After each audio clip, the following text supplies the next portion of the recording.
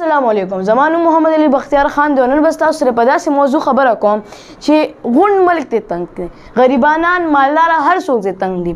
هغه ټاپک زما نن دی ګرانی. نن سبا حکومت کې ډېره زیاته ګرانی راغشې ده. پټرول هم د اسمان په بیې دي، ډیزل هم د اسمان په بیې دي. بل دا زموږ د ماشومان دا خوراک هم ډېر زیات های ریټس ته ورسېدل. د وړو چای چینی غوړي خبره خو به مونږ نه کوو، خو د مشرانو کار دی. هغې مونږ له هر ډډې نه پیدا کوي، هغې ځان باندې سختې تېري، خو مونږ له کور ته خوراک له روړي. مونږ به نن د خپل په سامان خبره کوو. مونږ ماشومان چې څه اخلو، چې پیلې به مونږ د پلار نه 10 روپۍ اخیستي، 10 روپیو باندې به هم چپس واخیستو، هغې باندې به کار وشو. نن هغه 10 روپو هغه چپس به 13 روپۍ دی.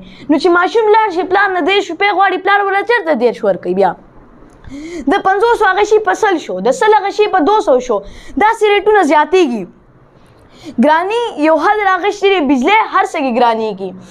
بل دا ده چې غریبانان ماشومان دي، هغې ځان له سامان اخیستی نه شي.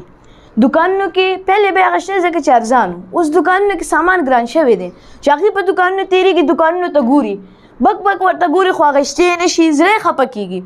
بل دا ده چې اکثر زه خو اخیستی شم الحمدلله، خو چې زه واخلم او زه آیسکریم یا چپس خورم، یو ماشوم را سره تېر شي، غریب ماشوم، نو هغه ما ته ګوري، نو هغه نیواله بیا زما تېرېږي نه، زما هم زړه خفه شي چې یار اوس زه دا وخورم او که هغه لی ورکړم.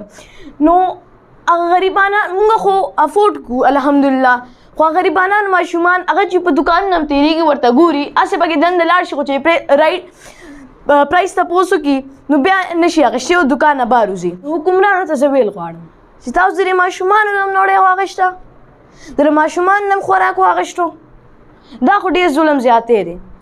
ما ته ډېر زیات افسوس دی چې مشران خو مشران د دې ګرانۍ نه تنګ دي، ماشومان هم تر دې ګرانۍ نه تنګ شو. حکومت د لاس اوس ماشومانو ته هم پریشان وي. که جون دو زه به تاسو سره بل انټرویو کې ملاویږم. جزاک الله.